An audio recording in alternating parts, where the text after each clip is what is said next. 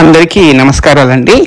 మనము ప్రత్యక్ష దైవంగా తలుచుకునే రాములవారు, సీతాదేవి, ఈ రామాయణం మీద అంతర్జాతీయ రామాయణ ఉత్సవం ఇంటర్నేషనల్ రామాయణ ఫెస్టివల్ అని ఒక 8 దేశాలు అంటే India, Cambodia, మయన్మారు, Singapore, Philippines, Indonesia, Malaysia, Thailand లాంటి చాలా దేశాలు కలిసి ఉన్నతంగా నిర్వహించుకుంటున్నాయి. దానిలో గత సంవత్సరము థాయిలాండ్ ప్రభుత్వం రాజుగారి 6వ పట్టాభిషేక దినోత్సవం అనుకుంటా సందర్భంగా థాయిలాండ్లో నిర్వహించారు. ఇదే ప్రకారంగా ఈ సంవత్సరము ఈ రోజు నుంచి అంటే జూలై 10వ తారీఖు నుంచి జూలై 13 వరకు 4 రోజుల పాటు కౌలాలంపూర్, మలేషియాలో నిర్వహిస్తున్నారు. అయితే మనం భద్రాద్రి సీతారాముల వారిని కొలుస్తాము. ప్లస్ తిరుమలలో మన వెంకటేశ్వర స్వామి కలియుగ దైవాన్ని కూడా మనము సాక్షాత్తుగా శ్రీరాముల స్వరూపంగానే మొట్టమొదట సుప్రభాతంలో చెప్తుంటాం. అయితే మన రాముల వారిని, రామాయణాన్ని గురించి ఏ విధంగా మన టెక్స్ట్ బుక్కులలో రాశారు, దేంట్లో MA టెక్స్ట్ బుక్లో ముఖ్యంగా వ్రాశారు. అది తిరుపతి దేవస్థానం యొక్క ఆర్గనైజేషన్ కాకుండా ఫండింగ్తో నడుస్తున్నటువంటి శ్రీ వెంకటేశ్వర యూనివర్సిటీలో ఈ ముఖ్యమైనటువంటి చరిత్ర మరియు సంస్కృతికి సంబంధించిన పాఠ్య పుస్తకం టెక్స్ట్ బుక్. ఇది ఒకసారి చూద్దామండి.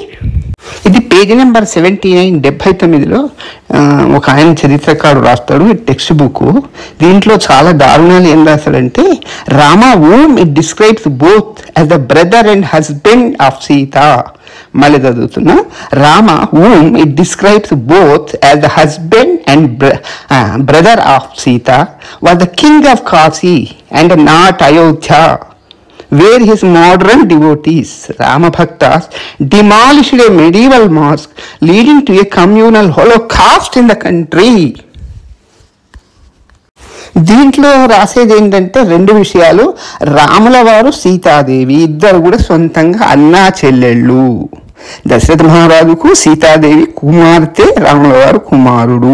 అయితే వీళ్ళిద్దరి కూడా పెళ్ళయింది. అయితే వేరే చోట రాస్తారు ఇన్సెస్టియస్ రిలేషన్షిప్, మ్యారేజ్ అంటే అపవిత్ర సంబంధము,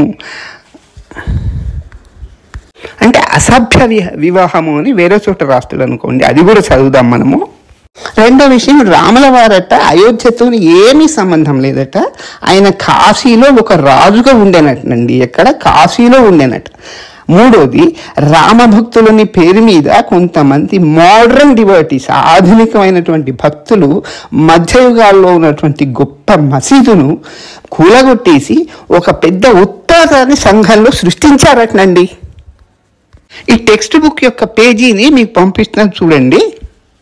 ఇక నెక్స్ట్ పేజీ నెంబర్ 57లో ఏం రాస్తాడంటేనా, there existed the kingdom of Kosala. Rama, the hero of Ramayana, came to be associated with it. Neither he nor his father Dasharatha figures in contemporary literature. It is a different matter that in our own times his overzealous devotees have unshamedly politicized him to damage the social fabric of India. East of the Kosala was the kingdom of Kasi in the Banaras region. అంటే ఈ పుస్తకంలో ఆలోచిద్దాము. తెలివి లేకుండా, బుద్ధి లేకుండా శ్రీరాముని భక్తులమని అనుకునే పేరున్నటువంటి వాళ్ళు కొంతమంది ఈ ఒక మధ్యకాలంలో ఉన్నటువంటి మసీదును కూలగొట్టేసి, బుద్ధి లేకుండా పిచ్చిగా ఒక సంఘంలో ఉన్నటువంటి ఉన్నత గౌరవాలను భంగపరచడం కోసము వీళ్ళు ప్రచారం చేసి ఉద్యమాలు చేశారు.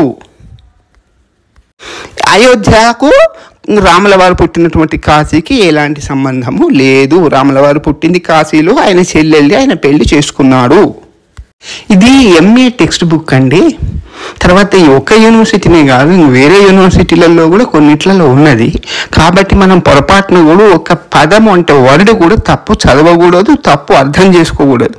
ఒకవేళ ఇది తప్పు అని ఎవరన్నా స్టూడెంట్స్ అంటేనేమో వాళ్ళని డిస్మిస్ చేసి ఇస్తారు, తీసి చేతికి ఇచ్చేస్తారు. ఎందుకంటే టెక్స్ట్ బుక్ తప్పు అంటారు కదా వాళ్ళు. తప్పు ఈ టీచర్లు, లెక్చరర్లు ఏమైనా తప్పు అంటే వాళ్ళ ఉద్యోగం బీకేస్తారు, జీతం పట్ అయిపోతుంది. అంటే ఉద్యోగం నుంచి డిస్మిస్ అయిపోతారు వాళ్ళు. కాబట్టి ఉన్నది ఉన్నట్టు చదవాలి, ఉన్నది ఉన్నట్టు రాయాల్సి ఉంటుంది. ఇది నేరము, ఘోరము, దారుణము అని మనం అందరం అనుకుంటాం. 100 కోట్ల మంది కాదు, 140 కోట్ల మంది భారతీయులం కూడా. కానీ మనం చేయగలిగేది ఏం లేదు, మన టెక్స్ట్ బుక్ కాబట్టి అట్లనే చదవాలి, రాయాలి. అయితే ఇంకొక టెక్స్ట్ బుక్లో ఏం రాస్తారంటే, ఇది కూడా ఒక చాలా ముఖ్యమైన పుస్తకము. To this day the term Ram Rajya, the rain of Rama is used to be describe a utopian state. అంటే ఈరోజు కూడా రామరాజ్యుడు, రాముడు అంటే ఒక వైకుంఠంలాగానో స్వర్గలోకంలోగానో కొంతమంది భావిస్తూ ఉన్నారు, మాట్లాడుతూ ఉన్నారు. అయితే the description of Rama crossing the peninsula and conquering Ceylon is clearly a representation of Aryan penetration into the peninsula. అంటే ఆర్యులు దండయాత్ర చేసి ఎంతో మందిని చంపారు కదా, అదే ఆర్యుల వంశీకుడు శ్రీరాముడు, సీతాదేవి.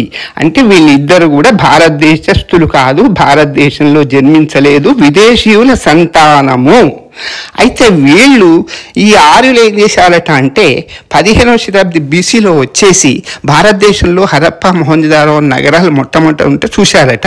ఈ ఆర్యులు వచ్చిందట మధ్యాసియా ప్రాంతంలో ఉన్న టర్కీ, సిరియా నుంచి వచ్చినటువంటి భయంకరమైన ఉగ్రవాద గుంపులు, తీవ్రవాద గుంపులట.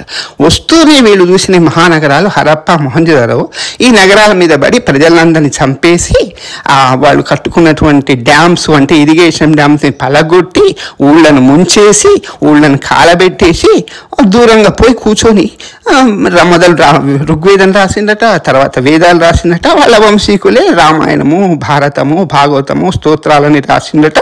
ఇప్పుడు మనం ఈ చదువుతున్నటువంటి భారతీయులందరము వాళ్ళ వంశీకులమే అని చెప్పి మనం మొదట రెండవ స్పీచ్లో విన్నామనుకోండి. అది ఆర్యులకు సంబంధించింది కాబట్టి, ఈయన రాముల వారు కూడా ఆర్యవంశీ కాబట్టి వాళ్ళు కొంత వదిలిపెట్టేసింది కదా. ఇది ఉత్తర భారతదేశంలో కొంత భాగమే ఆక్రమించుకున్నారు వాళ్ళు, వీళ్ళని చంపేసిండు. మిగతా పని పూర్తి చేయటం కోసం, అంటే వాళ్ళ పూర్వీకులు ఏదైతే పని మిగిలిచ్చిండో ఆ పని పూర్తి చేయటం కోసము, అంటే మనం అనుకునేది ఏంటి, దోపిడీలు చేయటము, మందిని చావగొట్టడము, రాజ్యాన్ని ఆక్రమించుకోవటం. ఆ ఉద్దేశంతోనే భద్రాచలం వచ్చేసిండు, శ్రీలంక దాకా వెళ్ళాడు. ఏది మన రామేశ్వరం దాకా, అక్కడ నుండి శ్రీలంక దేశకు వెళ్ళారు. అది కేవలం ఆయన ఆ పని కోసం వస్తే మనం రామాయణం ఏదో స్వర్గము అని, వైకుంఠము అని చెప్పుకుంటున్నాము అని ఈ చరిత్ర. ఇది ఎక్కడ, మన శ్రీ వెంకటేశ్వర యూనివర్సిటీలో చరిత్ర పుస్తకం అన్నట్టు ఎంఏకు.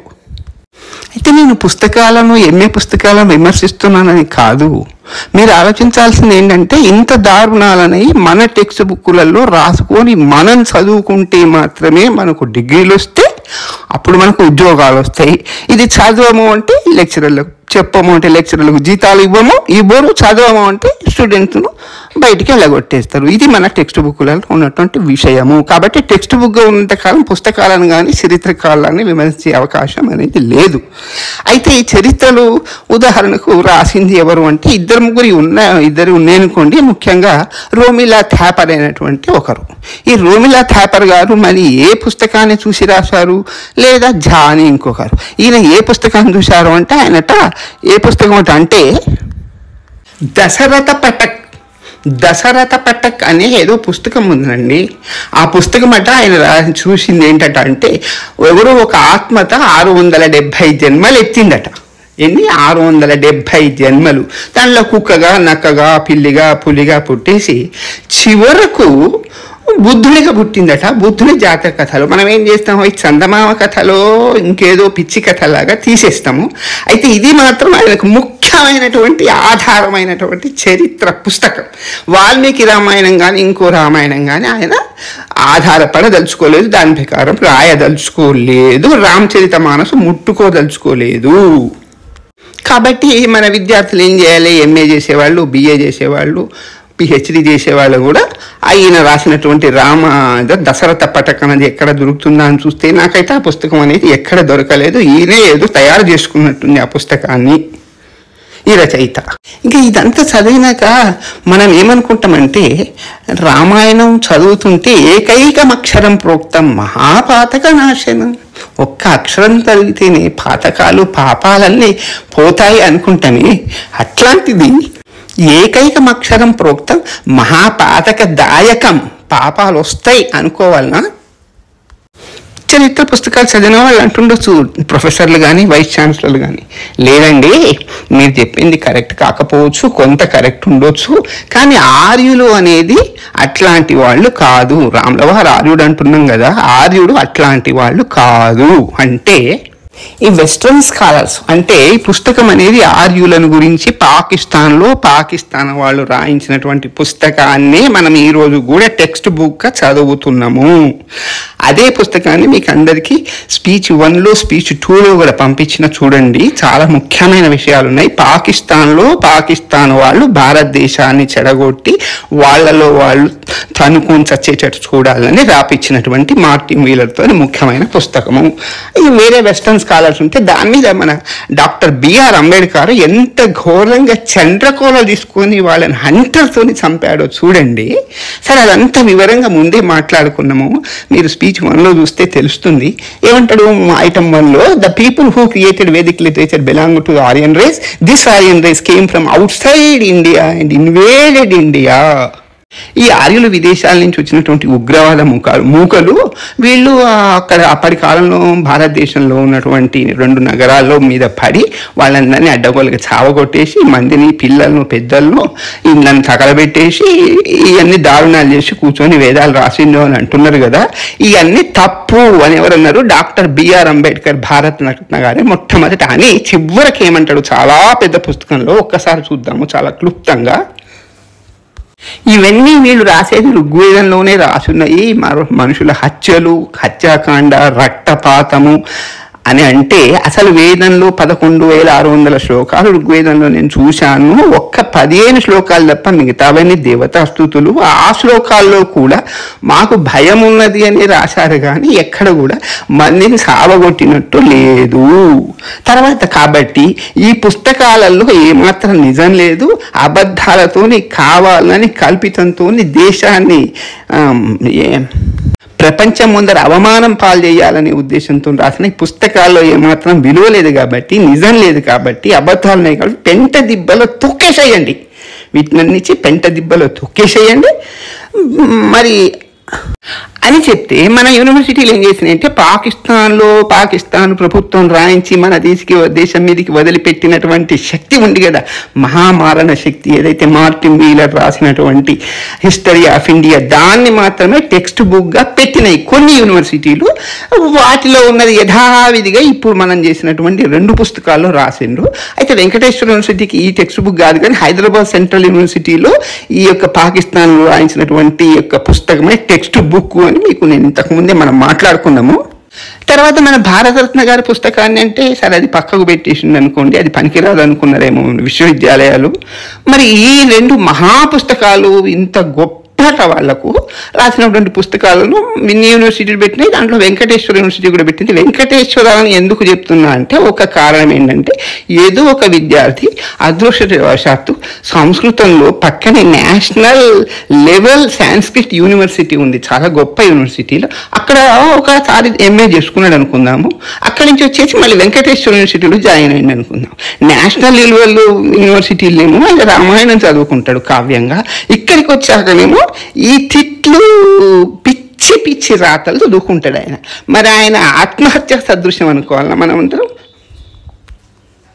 అవునండి, ఆర్యులు సరే కొంతమంది దండయాత్ర చేసి ఉండొచ్చు, మందిని చంపుండొచ్చు, కానీ శ్రీరాముడు ఆర్యుడని ఎక్కడ ఉన్నది అని కరెక్ట్ క్వశ్చన్ మీరేస్తారు. దానికి జవాబు ఏంటంటే, వాల్మీకి రామాయణంలో నారదుడు వాల్మీకి మహర్షికి ఉపదేశం చేస్తాడండి. ఎవరు గొప్పవాళ్ళు ఉన్నారు, ఎవరి చరిత్ర రాయాలని వాల్మీకి మహర్షి అడిగితే నారదుడు ప్రత్యక్షమై మొదటి సర్గలో మొదటి బాలకాండలో ఏమంటాడంటే 16వ శ్లోకము, సర్వదాభిగత సద్భి సముద్ర ఇవ సింధుభి ఆర్య సర్వసమశ్చైవ సదైక ప్రియదర్శన. అంటే సూర్యవంశంలో దశరథ మహారాజుకు జన్మించినటువంటి శ్రీరామచంద్రుడు ఆర్య, సర్వసమ, అందరినీ సమానంగా చూసేవాడట. సదైక ప్రియదర్శన, అందరికీ చాలా గొప్ప ప్రియదర్శనుడట. ఎందుకంటే ప్రజలకు ఆయన ప్రియుడట, ఆయనకు ప్రజలందరూ ఇష్టమైన వాళ్ళట. ఇది చెప్తుంటే నాకు ఏడుపు ఆగట్లేదండి. ఇట్లాంటి శ్రీరాముడట మనల్ని చంపటం కోసము, దోపిడీ చేయటం కోసము, ఇళ్ళను కాల్చటం కోసము ఆర్యులు ఏదైతే పని చేసిండో వాళ్ళ పూర్వీకులు శ్రీరాముడు సీతాదేవి అక్కడి వాళ్ళే, అక్కడ చాలా చోట్ల కొన్ని చోట్ల ఉన్నదనుకోండి. ఆర్య వంశోద్భవుడట అయినా, అంటే విదేశీయుడు అన్నట్టు ఆర్య అంటే. అయితే వచ్చి ఇక్కడ వచ్చింది ఈ పర్పస్కే, ఏదైనా భద్రాచలం కానీ ఇంకా చివరికి పోయి దండయాత్ర చేసి రాజ్యాలను స్వాధీనం చేసుకోవటం కోసమే అని చరిత్రకారులు రాస్తే ఏమైనా రామాయణంలో ఏముంటుంది? ఆయనకు అయినటువంటి ఫ్రెండ్స్ ఎవరు అంటే గుహుడు, ఆయన ఒక ట్రైబలే కదా. తర్వాత వచ్చింది హనుమంతుడు, ఆయన హనుమంతుడు అంటే అసలు ఇక నిజమైన గిరిజనుడే కదా, అన్ని చోట్ల ఉన్నది కదా. దాని నుంచి శబరి హృదయంలో రాముడు ఉన్నాడు, రాముడి హృదయంలో శబరి కూడా ఉన్నది కదా. ఇట్లాంటి దారుణమైన తిట్లు తిట్టాల్సినటువంటి అవసరము మన టెక్స్ట్ బుక్లో రాముల వారి మీద ఎందుకు వచ్చింది, ఎందుకు రాయాల్సి వచ్చింది? నిజంగానే రామాయణము పురాణము ఒక కావ్యము అని అనుకుంటే దాన్ని టెక్స్ట్ బుక్లలో తీసుకొచ్చి హోలోకాస్ట్ అని, పిచ్చి లేకుండా అని, తిక్కలి అని భారతదేశ ప్రజల మీద ఎందుకు విప్లవకాలు పలగొట్టారు అని రాశారు. సరే, ఇదేంటి? Ancient history of India. Ancient history అంటే క్రీస్తు పూర్వం 2వ శతాబ్ది వరకు ఉన్నటువంటిది యాన్షియంట్ హిస్టరీ, మళ్ళీ 10వ శతాబ్ది వరకు ఉన్నటువంటిది ఏమో మెడివల్ హిస్టరీ, అంటే 1200 సంవత్సరం 1400 సంవత్సరం తర్వాత వచ్చేది మోడర్న్ హిస్టరీ. ఈరోజు 50 సంవత్సరాల నుంచి వచ్చేది కరెంట్ అఫైర్స్. ఈ కరెంట్ అఫైర్స్ని తీసుకొచ్చి, ఏది 20 ఏళ్ళ కింద జరిగినటువంటి మసీదును కూలగొట్టిన వ్యవహారం తీసుకొచ్చి ఇది రాసిన పుస్తకం ఏంటి? క్రీస్తు పూర్వం కాదు, చరిత్ర పూర్వయుగం రాసిన పుస్తకంలో పెట్టాల్సిన అవసరం ఎందుకు వచ్చింది? అంటే ఒక వెటర్నరీ డాక్టర్ను తీసుకొచ్చి కార్డియాక్ సర్జన్గా కార్డియాక్ ఆపరేషన్ చేయమంటే ఎట్లా ఉంటుందో అంతేనా? సిలబస్ ఏమో క్రీస్తు పూర్వానికి సంబంధించింది, కానీ రాసిందేమో కరెంట్ అఫైర్స్. ఇది న్యాయమానంటే ఆలోచించండి ఒక్కళ్ళైనా. సుప్రీంకోర్టులో, హైకోర్టులో ఏమో 4500 పేజీల జడ్జిమెంట్ వచ్చిందండి మన రామజన్మభూమి మీద. సుప్రీంకోర్టులో 1500 పేజీల విస్తృతమైన ధర్మాసనంతో పెద్ద జడ్జిమెంట్ ఇచ్చారు. దాంట్లో వాళ్ళు ప్రాతిపదికగా తీసుకున్నది వాల్మీకి రామాయణం కాకుండా ఐనే అక్బరీ అనేటువంటి ముఖ్యమైనటువంటి ఫారసీ ఉర్దూ పుస్తకం. దాంట్లో ఐనే అక్బరీలో ఈ అక్బర్ తర్వాత వచ్చినట్టు, అక్బర్ కాలంలో ఉన్నటువంటి ఒక ఆయన మహానుభావుడు కవి చాలా గొప్పగా రాస్తాడండి రామాయణం గురించి, అయోధ్యను గురించి. మరి అది చరిత్రకారులు ఎందుకు తీసుకోలేదు? ఐనే అక్బరీ గురించి మనం తర్వాత మాట్లాడదాం, ఎంత గొప్పగా రాసిండో, అది ఎంత ఆధారంగా సుప్రీంకోర్టు తీసుకున్నది ఆ ఉర్దూ అంటే ఫారసీ పుస్తకాన్ని, ఏమేమి రాసున్నాయి దాంట్లో అన్నది కూడా మనం ఆలోచిద్దాం, చూద్దాం. ఇది ఒకటే కాదండి, సుప్రీంకోర్టు గత 1000 సంవత్సరాల నుంచి 1500 సంవత్సరాల నుంచి వస్తున్నటువంటి బ్రిటిష్ పీరియడ్ విలువ రాసినవి, ముస్లిం పీరియడ్లో రాసినవి, గ్రీకు పీరియడ్లో రాసినటువంటి పుస్తకాలను కూడా ఆధారంగా తీసుకొని ఒక విస్తృతమైన జడ్జిమెంట్ ఇచ్చింది. మరి ఆ జడ్జిమెంట్లో ఎంత అద్భుతంగా ఉన్నాయి. ఆ మసీదు కూలగొట్టబడినటువంటి మసీదు కింద ఒక పెద్ద దేవాలయము, దేవతా విగ్రహాలు, ఎన్నో మంటపాలు, ఎన్నో వస్తువులు, ఆరాధనకు సంబంధించినటువంటి వస్తువులు ఎన్నో ఉన్నాయి. మాకు కనిపించిన archaeological survey of India, government of India authorized ముద్రతో పంపించింది. అదేవారు ఇద్దరి మధ్య, ఇది మన ముస్లిమ్స్ హిందూస్కు మధ్యన జరిగినటువంటి వెరిఫికేషన్ లోపల. మరి ఈ చరిత్రకారులు ఎందుకు ఆధారంగా తీసుకోలేదు ఈమె? దాన్ని కనీసం సుప్రీంకోర్టు జడ్జిమెంట్ను కూడా. ఇప్పుడు ఈ రామాయణం రాసింది వాల్మీకి ఒక బోయవాడు అని డాక్టర్ బిఆర్ అంబేద్కర్ గారు అన్నారు కదా. మరి అక్కడ ఉన్నంత బోయేవాళ్ళు కదా. మరి అయినప్పుడు వాళ్ళను కూడా ఇంత దారుణంగా అవమానపరచడం కోసమే మన టెక్స్ట్ బుక్లు ఉన్నాయా?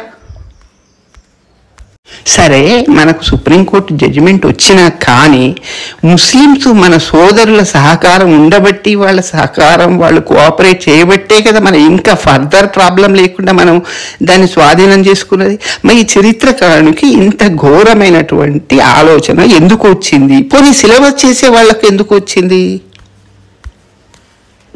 ఇప్పుడు మనం చరిత్ర పుస్తకాల్లో మామూలుగా అమెరికన్ హిస్టరీ తప్పకుండా చదువుకుంటామండి, యూరోపియన్ హిస్టరీ కూడా తప్పకుండా చదువుకుంటాము. అదే ప్రకారంగా భారతీయ చరిత్రను అమెరికా టెక్స్ట్ బుక్లలో రాస్తే ఒక చాలా చిన్న తప్పు, నిజంగా చిన్న తప్పే అది. దానికోసం అని చెప్పి వీళ్ళు కోర్టుకు పోతే కోర్టు వీళ్ళకి ఎగైనెస్ట్గా వీళ్ళ ఫేవర్లో జడ్జిమెంట్ ఇచ్చుకుంటే ఆ జడ్జిమెంట్ ప్రకారం వీళ్ళు కోర్టు ఖర్చులు కూడా వసూలు చేసుకున్నారట. తర్వాత పుస్తకాలన్నీ మార్పించుకున్నారట. దాంట్లో ఒక 10-12 అంశాలు ఉన్నాయి. ఒక్క మొదటి అంశం చూద్దాము. ఏమంటాడంటే, ఒరిజినల్ టెక్స్ట్ బుక్ లో ఉన్నది ఏంటంటే, the monkey king Hanuman loved Rama so much అని అంటే మనం వాళ్ళు అబ్జెక్షన్ చేసింది మంకీ కింగ్ అని ఉండటం తప్పు అంటే ఏమన్నారంటే from the first sentence you delete monkey king అని చెప్పి కోర్టు ఆర్డర్ ఇచ్చింది. రెండో వర్డు సో ఇంకొకటి కొంచెం హేళనగా ఏం రాసిందంటే టెక్స్ట్ బుక్లో Rama is so much that it is said that he is present every time the Ramayana is told so look around see any monkeys. అంటే మీరు చుట్టూ చూడండి, రామాయణం చదివేటప్పుడు ఏమన్నా కోతులు వచ్చినాయేమో అని హేళనగా పుస్తకం ఎత్ర ఎత్ర రఘునాథ కీర్తనం తత్ర తత్ర కృతమస్తకాంజలి బాష్పభారి పరిపూర్ణలోచనం మారుతి నమత రాక్షసంతకం. ఎక్కడైతే రామాయణం కీర్తన ఉంటుందో అక్కడ తప్పనిసరిగా హనుమంతుడు ఉంటాడు అని శ్లోకంలో ఉంది కాబట్టి అక్కడ మన కోతులునేమో చూడండి చుట్టుపక్కల అని పుస్తకంలో హేళనగా రాస్తే కోర్టు ఏం జడ్జిమెంట్ ఇచ్చిందంటే remove the entire second sentence. ఈ సెంటెన్స్ అనేది ఉండకూడదు. ఏది look around see any monkeys అనేది ఉండకూడదు అని హేళనగా రాసిన అన్నీ తీసిస్తే చిన్న వాక్యాలు కూడా కోర్టు ఖర్చులు వాళ్ళు వసూలు చేసుకుంటే కాలిఫోర్నియాలో మన యొక్క టెక్స్ట్ బుక్ను చాలా స్పష్టంగా తప్పు లేకుండా రాపించగలిగితే మరి మనము ఇంత దారుణమైన తీవ్రమైన చెప్పతరమైనటువంటి అవమానాలు చేసుకున్నటువంటి పుస్తకాలను మనం టెక్స్ట్ బుక్లో పెట్టుకొని చదువుకోవాలా?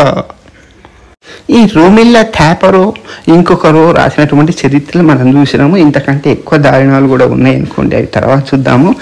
అయితే దీని మీద మనం వేరే మతస్థులకు సంబంధించి ఏమైనా ఒక్క సెంటెన్స్ మన చరిత్ర పుస్తకంలో రాస్తే మనం ఇట్లా ఉంటామా?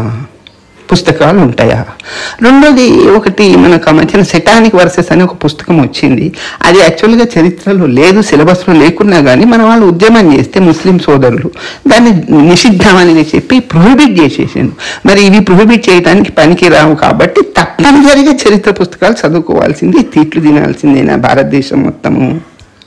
ఇప్పుడు మనం ఇంటర్నేషనల్ కాన్ఫరెన్స్కు మలేషియాకో థాయిలాండ్కో పోతామండి.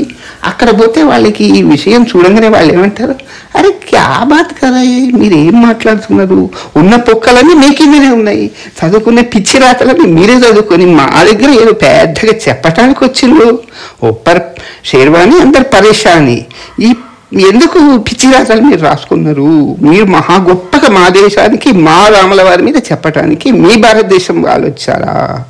ఏమిటంటే బుద్ధి తక్కువ వ్యవహారం అంటే మనం ఏం చెప్పాలి? ఇంకా చాలా ముఖ్యమైనటువంటి విషయాలు చెప్పే ఉన్నాయండి సిలబస్లలో ఉన్నటువంటి తప్పులు, కానీ మనకు చాలా టైం అయిపోతున్నది కాబట్టి ఇంకో సిరీస్లో మనం అవన్నీ చూద్దాము. నాకైతే చాలా కంఠశోషతో ఎందుకు ఇంత దారుణమైనటువంటి విషయాలు మన టెక్స్ట్ బుక్లలో రాస్తున్నాయి అన్నది ఏమాత్రం అర్థం కాక ఈ విషయాలు మీ ముందర ఎళ్ళబోసుకోవాల్సి వచ్చింది. నెక్స్ట్ సెషన్లో మనం ఇంకా చాలా సమగ్రంగా అసలు ఇప్పుడు మనం టెక్స్ట్ బుక్ పేర్లు ఐటమ్స్ మాత్రమే చూసినాము, వాటిల్లో ఉన్నటువంటి విషయాలు చూస్తే ఇంకా మీరు అగ్గి నిప్పులు అయినట్టు అయిపోతారు. అందుకని దయచేసి ఈ పుస్తకాలు మేము పంపిన పేపర్స్ చూడాలని అందరిని కోరుతూ నెక్స్ట్ సెషన్లో మనం కలుసుకుందామని అందరికీ నమస్కారం చేస్తున్నాం. థ్యాంక్స్ అండి.